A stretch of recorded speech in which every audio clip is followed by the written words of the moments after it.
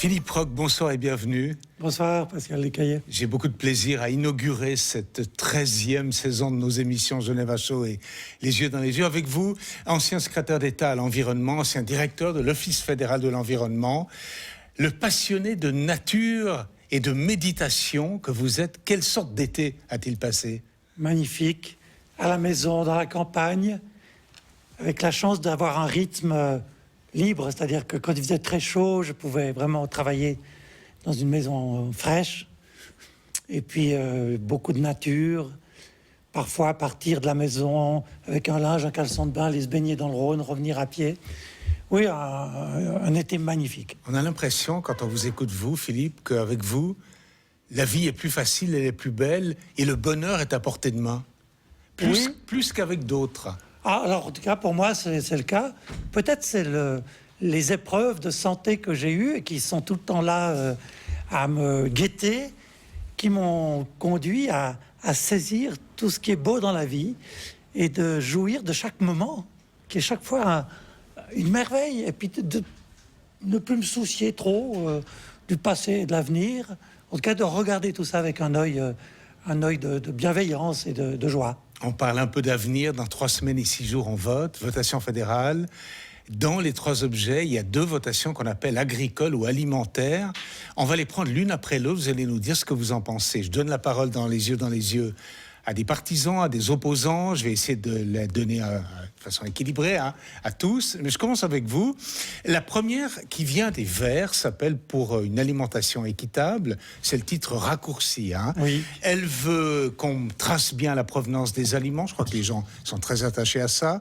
Qu'on lutte contre le gaspillage, qu'on respecte le monde animal. On en parle beaucoup ces temps avec le phénomène antispéciste. Qu'est-ce que vous en pensez ?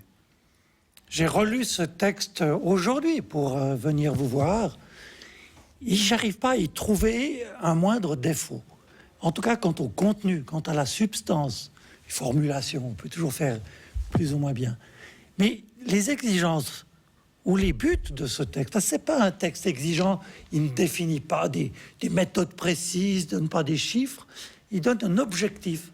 Et cet objectif, il m'apparaît tellement évident de produire des aliments sains, de protéger ceux qui produisent ces aliments sains, la transparence, éviter le gaspillage. Mais qui peut être contre de telles Alors c'est vrai, je l'ai relu en même temps que vous, sans doute, dans mon bureau cet après-midi plusieurs fois, et je suis parvenu aux mêmes conclusions, mais précisément, est-ce que ça ne peut pas se retourner contre le texte, le côté trop large, pas assez précis? Après, ça va être la foire d'empoigne pour une loi d'application au Parlement. C'est toujours complexe. Est-ce qu'il ne pêche pas par une certaine volatilité, ce texte des Verts, au fond? C'est toujours le dilemme avec les articles constitutionnels. On aimerait que la Constitution donne des intentions, des objectifs, puis après, c'est effectivement au Parlement de faire les lois. Et là, les choses deviennent sérieuses. Oui, mais il y a quand même dans cette initiative suffisamment d'éléments pour que si le Parlement a une bonne volonté, qu'il fasse des bonnes lois. Si je compare avec le texte sur lequel nous avons voté il y a une année... Souveraineté alimentaire. Sécurité alimentaire. Sécurité alimentaire. Ouais. Et là, on était vraiment dans le flou. Mais les intentions étaient les mêmes, mais tellement flou que non seulement on n'a rien fait, mais M. Schneiderman a fait le contraire. Alors, M. Roch, j'ai essayé d'être très pédagogique. On ne fait, je regarde nos auditeurs, on ne fait que commencer à en parler. Je vais beaucoup m'intéresser à ces initiatives que je trouve personnellement passionnantes.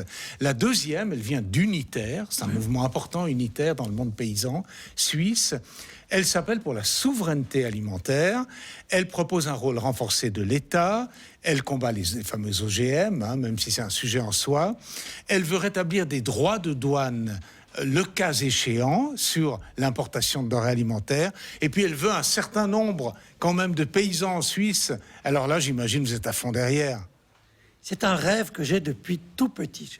Quand je voyais disparaître ces paysans, je vois toujours malheureusement 3 par jour pratiquement qui arrêtent. 3 par jour. Et c'est encore bien quand ils disparaissent pas parce qu'ils se suicident tellement ils sont désespérés. En France, c'est le cas souvent, par exemple. Oui, c'est terrible. Et moi, j'aime la campagne. J'aime la campagne, j'aime les paysans. Et puis, je regrette que dans les années, surtout 60, 70, on ait promu cette agriculture industrielle. Les paysans étaient quasiment obligés de suivre pour survivre, enfin, à espérer survivre. alors qu'une agriculture mieux intégrée, à plus petite dimension, elle a non seulement l'avantage d'une production de qualité, de santé, mais aussi d'une occupation du territoire équilibrée. Que de plus merveilleux pour un citadin que de prendre son vélo, de faire quelques kilomètres et de se trouver dans la cour d'une ferme. C'est le rêve. Et on peut encore le maintenir et le réaliser en Suisse.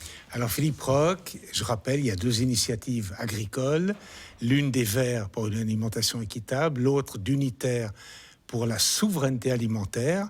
Il y a une année, c'était la sécurité. Là, les gens risquent de confondre. Oui. Mais on va être très précis. Vous êtes favorable, manifestement. Dans les jours qui viennent, je vais recevoir des opposants. Et puis, je vous invite, je donne déjà la date du grand débat du Grand Genève Show. Vous serez parmi les participants, si le cœur vous en dit.